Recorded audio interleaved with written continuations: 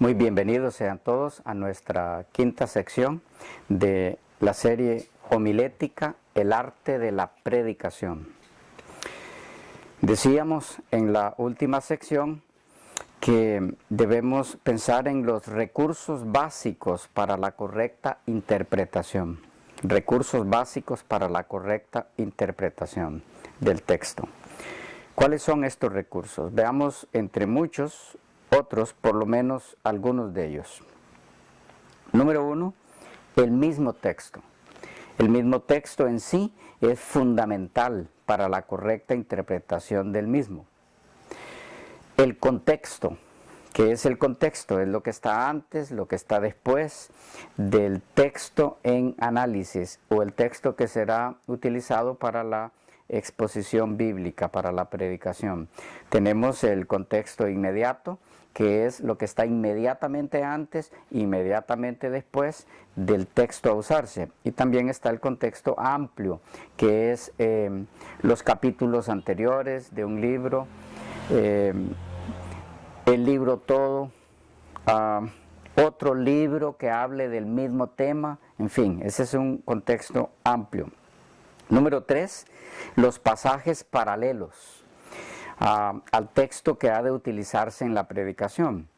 Para hacer uso de este recurso, entonces puede utilizarse una concordancia.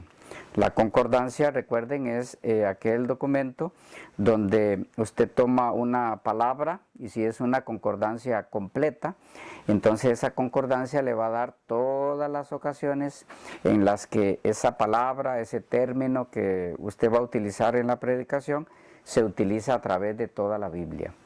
¿Okay? No es que usted va a utilizar todas esas ocasiones en una predicación, pero para que tenga un concepto más amplio a la hora de interpretar el texto, debe ir por todas las veces en las que la Biblia utiliza ese término que usted va a usar en la predicación y tendrá un concepto mucho más rico, más amplio, más abundante de el texto o el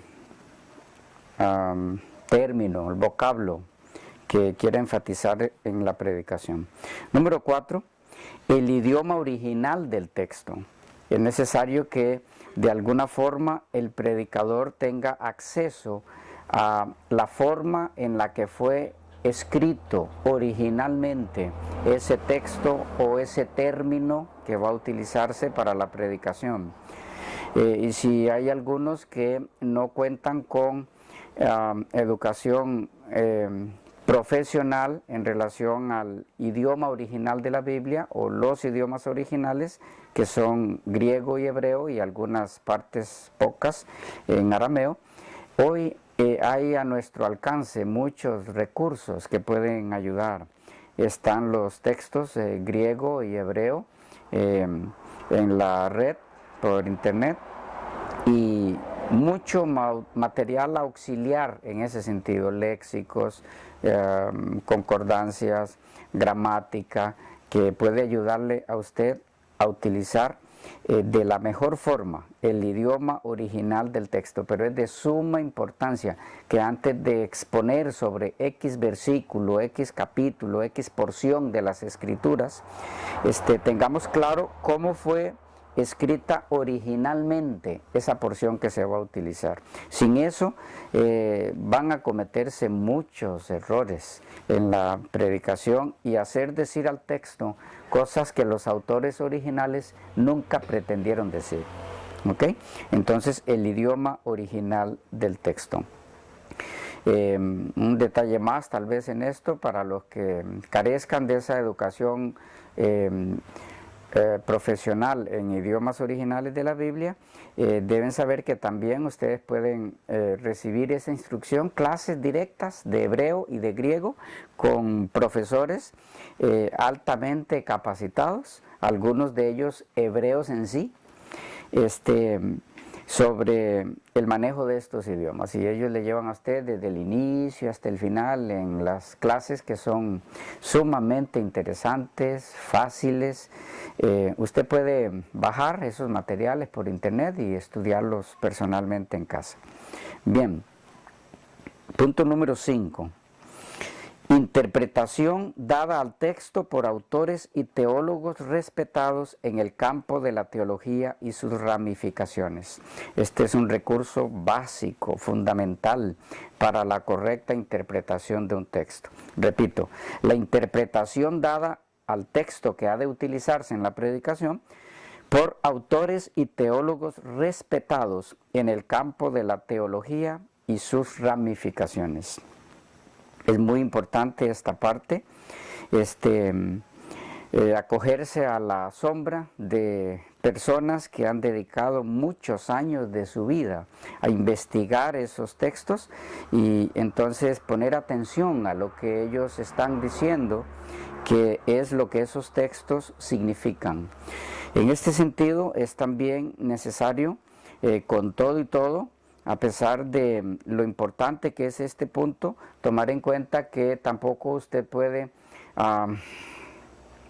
irse de buenas a primeras, que porque usted está leyendo una interpretación de X texto de un teólogo muy respetado, entonces eso es lo que definitivamente el texto tiene que significar. No, tampoco significa eso. Podemos utilizar y debemos utilizar autores y teólogos respetados en su área, cada quien, pero no son ellos la última palabra en lo que en realidad significa ese texto. Hay muchos otros recursos a los cuales acudir, y van a notar que en algunas ocasiones hay algunos teólogos y de mucho respeto que pisotean la escritura, tuercen los textos bíblicos, inclusive utilizan su renombre para dar autoridad a esa interpretación. Pero cuando usted va a los mismos fundamentos de la interpretación bíblica, descubre que están pasando por encima algunos principios básicos de interpretación y que lo que están haciendo algunos de estos caballeros, por preparados que sean, es nomás defendiendo preconceptos de ellos mismos. Entonces, en este sentido debemos ser muy cuidadosos. Utilizar autores y teólogos de respeto, cada uno en su área, pero con la respectiva cautela, precaución. Y el Espíritu de Dios, si usted es una persona que se profundiza en las Escrituras, no le va a permitir ser desviado por conceptos o hacia conceptos errados, si su fundamento es el escrito está. ¿Ok? Eso es importante. Pero es de importancia consultar autores y teólogos respetados en el campo de la teología y sus ramificaciones, para ver qué interpretación han dado ellos a ese texto. Punto número 6. Interpretación del don profético sobre el texto por otros autores inspirados. ¿Qué es esto? Vamos a decirlo otra vez. La interpretación del don profético a ese texto por otros autores inspirados. Es decir, a manera de ejemplo, usted está utilizando o quiere utilizar para su predicación un texto del Evangelio de Juan.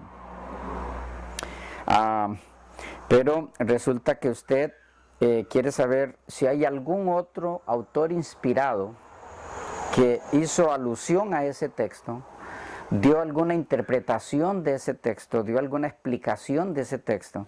Eso es de lo que estamos hablando. Por ejemplo, se da mucho con textos del Antiguo Testamento. Habla el profeta Isaías y Mateo en su Evangelio comenta un texto de Isaías. Entonces eso es este punto. A eso es que nos referimos, la interpretación del don profético sobre el texto a utilizar. Usted está leyendo un texto de Jeremías, por ejemplo, Jeremías 31 sobre el nuevo pacto, y entonces encuentra que el apóstol Pablo en Hebreos 8, en Hebreos 10, comenta Jeremías 31. Entonces allí tenemos a un autor inspirado comentando sobre un texto de otro autor inspirado. Eso es de mucha importancia en la correcta interpretación del texto.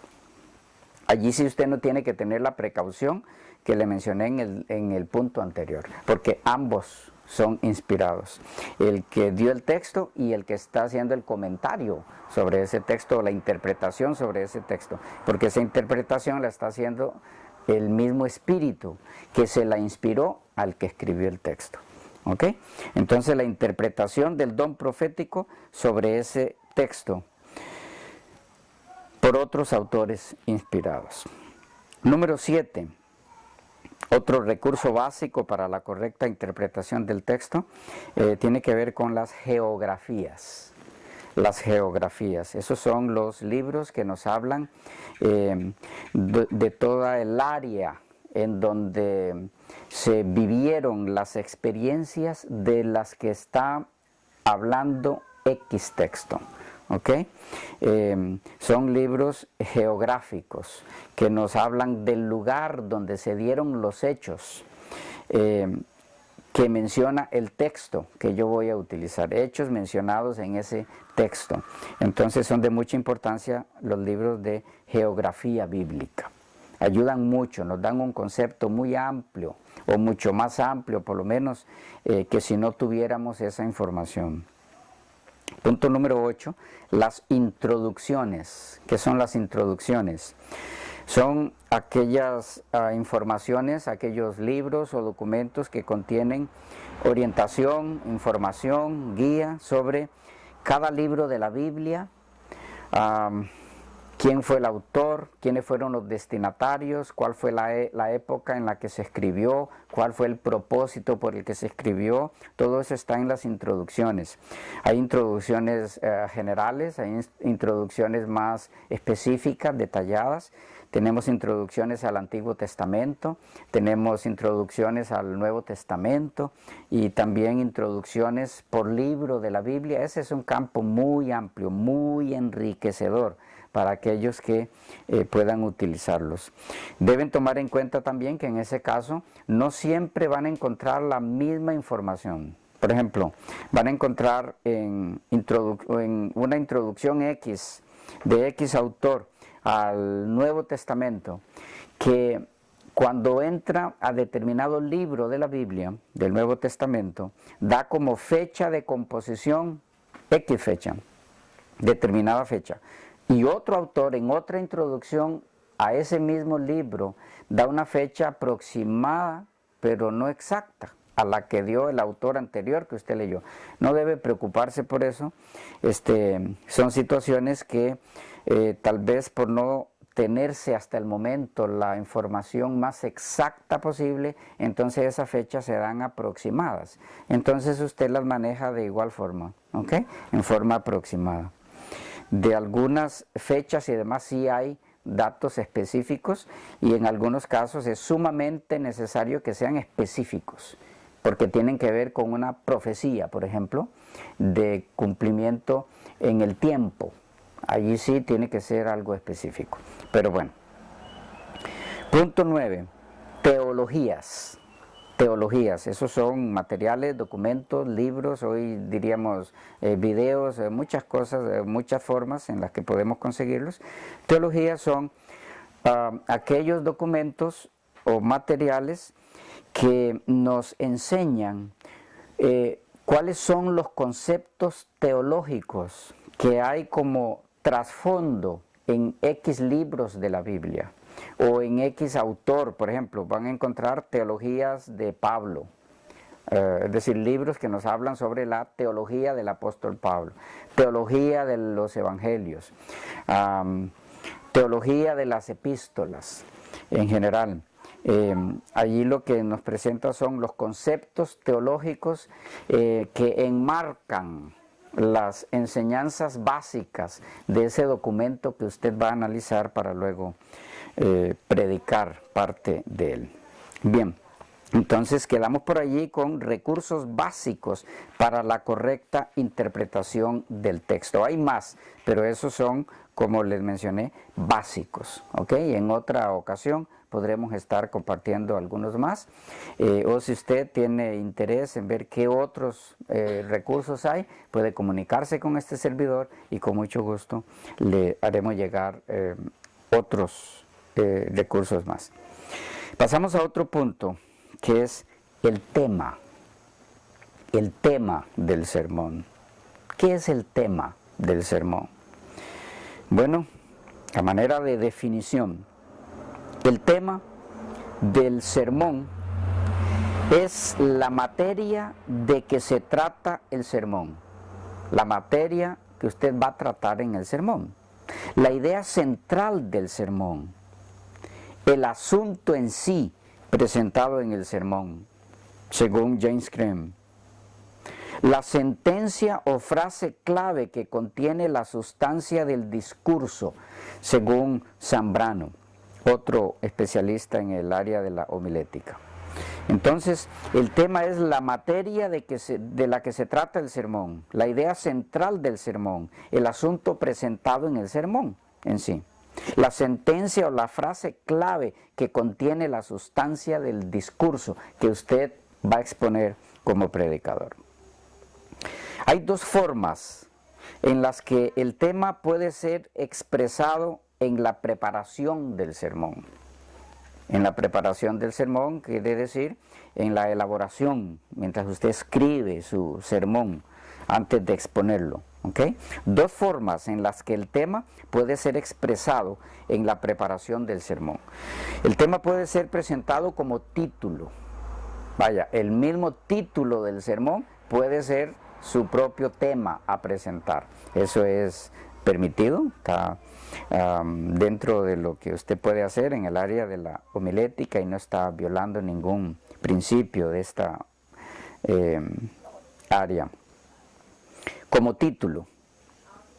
O puede también prepararlo como la proposición. ¿Ok? Como la proposición.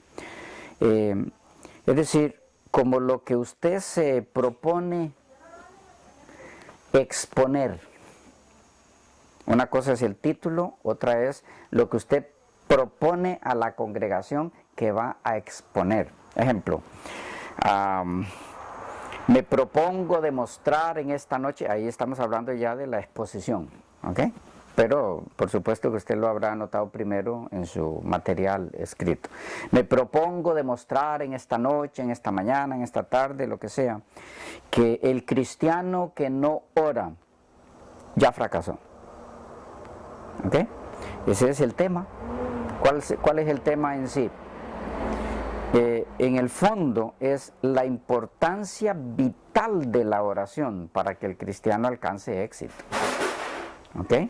Pero, entonces, usted puede expresarlo en su preparación del sermón como la proposición. Cualidades de un buen tema. ¿Cuáles son las cualidades de un buen tema? Entre otras, 1. Debe ser vital. Debe ser vital. Es decir, debe girar en torno a algunas verdades de la fe cristiana. O sea que debe ser de peso y de valor positivo. Debe ser vital significa que no debiera nunca ser un tema de poca importancia. Porque, bueno, hay muchas razones, pero entre otras, usted no sabe si esa será la última ocasión en la que usted expondrá la palabra de Dios. Por lo tanto, debe exponer solo temas vitales, como si fuera lo último que usted va a decir en su vida. Tampoco usted sabe, como predicador, si ese tema que usted va a exponer, lo que usted va a exponer allí será la última vez que alguna persona va a escuchar sobre eso, porque después de eso morirá. Usted no sabe ninguna de las dos cosas, entonces es importante entender que su tema debe ser vital, de suma importancia. 2. Debe ser pertinente el tema. ¿Qué se quiere decir con esto? Debe ser pertinente. Bueno, lo que quiere decirse con esto es que debe incorporar y dar expresión a los valores permanentes y universales de sus respectivos textos. Repito, debe ser pertinente, o sea, incorporar y dar expresión a los valores permanentes y universales de sus respectivos textos. Por pertinente debemos entender inteligente, no algo que produzca de ninguna forma risa, burla hacia la palabra de Dios. De paso he escuchado algunos y he visto también algunos predicadores de mucho renombre hoy día haciendo chiste de la palabra de Dios. Y lo más triste del caso es mirar a la congregación carcajearse prácticamente de los chistes de ese famoso predicador. No es así con los predicadores de Dios que respetan la palabra de Dios, como espero que tú seas. Debe ser pertinente. 3. Debe tener valor práctico para la audiencia. El tema que escojas para tu sermón debe tener valor práctico para la audiencia.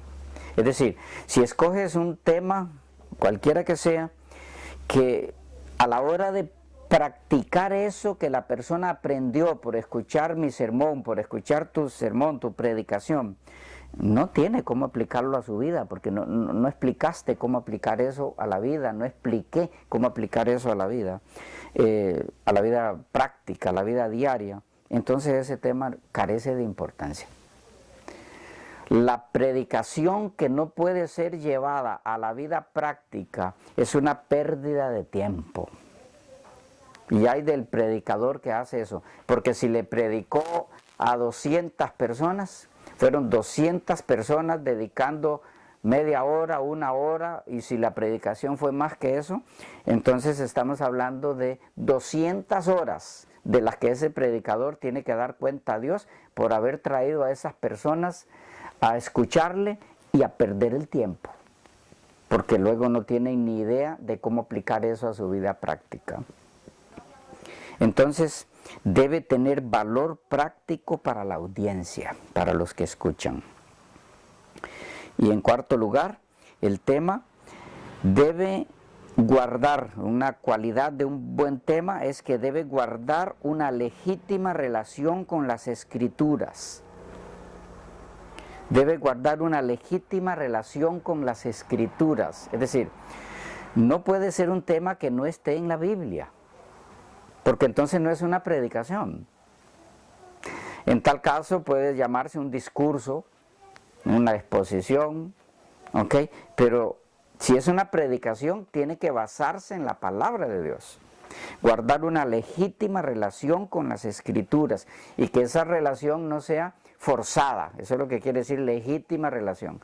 Que no sea forzada nomás porque alguna palabra que quiere enfatizar el expositor se usa en la Biblia, pero tal vez hasta en otro sentido totalmente, hasta contrario inclusive. No, eso no es relación con las Escrituras. Debe guardar una legítima relación con las Escrituras el tema para que sea un tema bueno.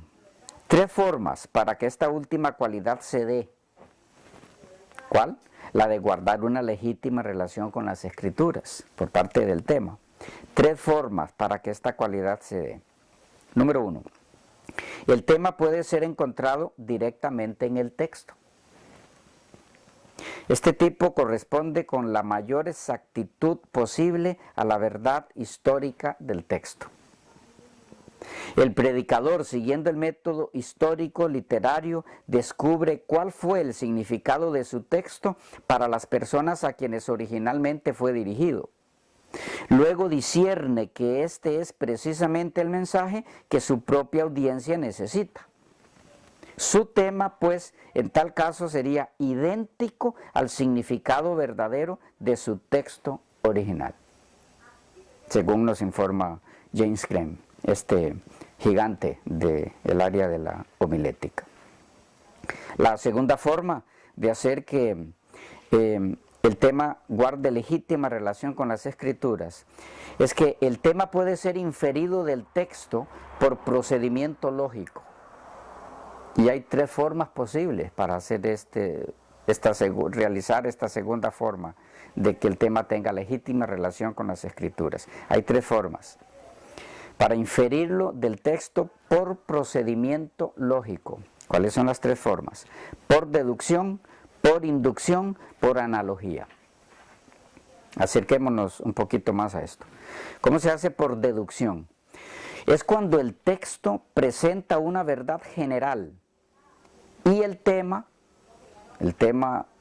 escogido para predicar, presenta una aplicación particular de ella, de esa verdad general. Repito, es cuando el texto presenta una verdad general y el tema a presentarse una aplicación particular, detallada o de algún detalle, de alguna parte de esa verdad, según el mismo Crane. Un ejemplo de esto lo tenemos en 1 Tesalonicenses 5:22. Apartaos de toda especie de mal, nos dice el texto. ¿Okay? Apartaos de toda especie del mal. ¿Cuál es el tema general? El apartarse de toda especie de mal. Pero, o la verdad general, más bien. ¿Y cuál sería el tema? Una de las formas en las que nos podemos apartar de toda especie de mal, porque no podemos tratar todas en un solo tema. No terminaríamos nunca. Entonces, la verdad general, apartarse de toda especie de mal. Ok, una de las especies de mal de las que debemos apartarnos, o dos o tres, son las siguientes. Ahí está. Entonces, por deducción, cuando el texto presenta una verdad general y el tema una aplicación particular de esa verdad. La otra forma de que el tema puede ser inferido del texto por procedimiento lógico es por inducción. ¿Cómo funciona esta otra forma? Es cuando el texto presenta un uso particular del cual el predicador deriva un tema general. Si lo notan bien, es casi que lo inverso del caso anterior. Es cuando el texto presenta un caso particular del cual el predicador deriva un tema general. Ejemplo, saqueo. El tema, el triunfo sobre los impedimentos. ¿Ok? El triunfo sobre los impedimentos. La vida de Zaqueo tiene muchas lecciones, muchas enseñanzas para darnos. La enseñanza de la evidencia de la conversión que ocurre cuando nos convertimos. Cambian cosas, cambian actitudes en nuestra vida. ¿Qué otra verdad tenemos en la vida de Zaqueo? Dios no hace acepción de personas. Zaqueo robaba, pero Dios no lo desechó por eso. El Señor Jesucristo fue a su casa, le ofreció la salvación. En fin, hay cualquier cantidad de enseñanzas preciosas para la vida en forma general en la vida de Zaqueo. Pero entonces, el triunfo sobre los impedimentos. Aquí tenemos por inducción. Es cuando el texto presenta un uso particular del cual el predicador deriva un tema general. ¿Ok? ¿Cuál es el uso particular del texto? Bueno, lo que ocurrió con la vida de Zaqueo, la conversión de Zaqueo. Pero ahora, entonces yo de la conversión de Zaqueo voy a extraer para mi audiencia un tema que es el triunfo sobre los impedimentos. ¿Ok? El triunfo sobre los impedimentos. Entonces, de algo particular que es la vida de él, entonces yo saco un tema general, como puedo sacar muchos otros. Bien, la tercera forma de inferir el texto por procedimiento lógico, decíamos por analogía. ¿Cómo funciona esto? Es cuando a través de un proceso mental se pasa de lo singular o particular a lo singular o particular afín. Repito, es cuando a través de un proceso mental se pasa de lo singular o particular a lo singular o particular afín. Ejemplo, el caso de la serpiente de bronce. La serpiente de bronce. ¿Qué tenemos en la serpiente de bronce? Bueno, la historia de cómo el pueblo de Israel, por apartarse del Señor, el Israel antiguo, es mordido por serpientes y empiezan a morir uno tras otro, y escucharse el grito de tienda en tienda, muerto, muerto, muerto, porque fue mordido por serpientes. ¿Qué tenemos allí? Tenemos la serpiente de bronce como instrumento que cae sobre Israel por desobedecer a Dios y que produce muerte. ¿Cómo podemos aplicar aquí el principio de la analogía? ¿De qué símbolo la serpiente? Del mal. ¿Qué produce el mal? La muerte. ¿Ok? Sí, allá eran serpientes reales que producían muerte física. Pero entonces podemos tomar la analogía de eso. El mal espiritual que produce muerte espiritual. Pero así como fue levantada una serpiente, no de las que había allí, sino de bronce, porque representaba al Señor Jesucristo, igual. Entonces, espiritualmente, el Señor Jesucristo es levantado para ofrecer sanidad a los que han sido mordidos por la serpiente del mal, del pecado. Entonces, por analogía, así usted puede conseguir, o es otra de las formas de conseguir, inferir el texto por procedimiento lógico. Bien, y en tercer lugar, el tema puede ser sugerido por el texto. El tema puede ser sugerido por el texto. En este caso se dice por sugestión. Es un poco peligroso. Debo advertirles eso. Quienes practican esto, porque es parte, lo utilizan algunos predicadores, pero es un poco peligroso. Es cuando no se pretende que el significado del texto sea el mismo que el tema del sermón, ni que se ha inferido del tema de ese texto. El texto simplemente sugirió el tema. Ejemplo. Un ejemplo bueno, les doy primero. Un ejemplo bueno, donde no se corre ese riesgo que les digo. La moneda perdida. La moneda perdida. Los niños en el hogar. Los niños en el hogar. ¿Qué tenemos aquí? Bueno, tenemos un tema sugerido por el texto, por sugestión, que no conlleva ningún peligro. ¿Por qué?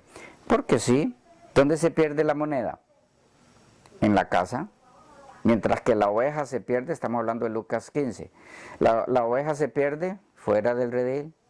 El hijo se pierde, el hijo pródigo, que son las tres parábolas que hay allí, oveja, moneda, hijo pródigo, Lucas 15. El hijo se pierde fuera del hogar también, pero la moneda se pierde dentro del hogar. La oveja está consciente que está perdida, el hijo pródigo está consciente que está perdido, pero la moneda no. Entonces, podría sugerir el texto que podríamos hacer una aplicación a los niños que pueden estar perdidos sin darse cuenta, por no tener el suficiente uso de razón para discernir el mal. Sí, es una sugestión no peligrosa, pero debemos tener cuidado con esta parte, porque puede haber algunas sugestiones muy desubicadas y hacer decir a la Escritura lo que no dice. Otra forma de tomar por sugestión lo que significa la moneda perdida es que la moneda se perdió dentro de la propia casa. ¿Y qué era la casa en aquel tiempo? La casa de Israel. Entonces quiere decir que había personas dentro de la casa de Israel perdidas, y no solamente los que estaban fuera. ¿Ok? Bueno, igual. Pero ahora les doy un ejemplo malo. Lo malo se aprende para no hacerlo. Génesis 37, 33, donde leemos que la ropa de un hijo que alguna mala bestia devoró. ¿Ok? Donde se sugiere ese tema, la ropa de un hijo que alguna mala bestia devoró.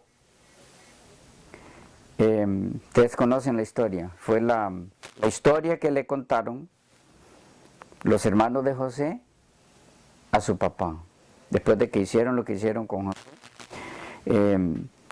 Ellos le traen esta historia, esta es la ropa que encontramos de tu hijo, alguna mala bestia lo devoró. Y el título que escojo para ese sermón, un monstruo sangriento, el licor.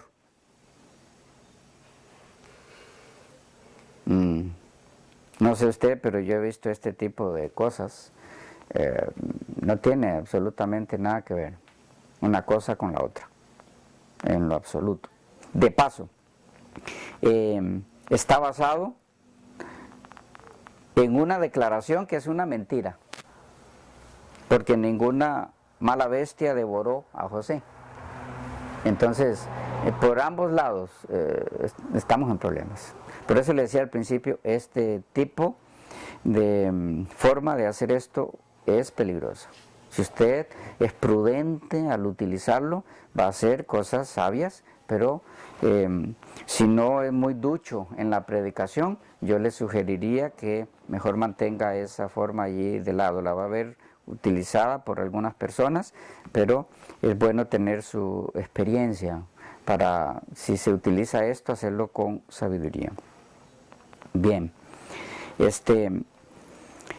en cuanto al tema, hay algunos puntos más que debemos continuar viendo, pero se nos ha ido el tiempo de esta sección, continuamos en la próxima.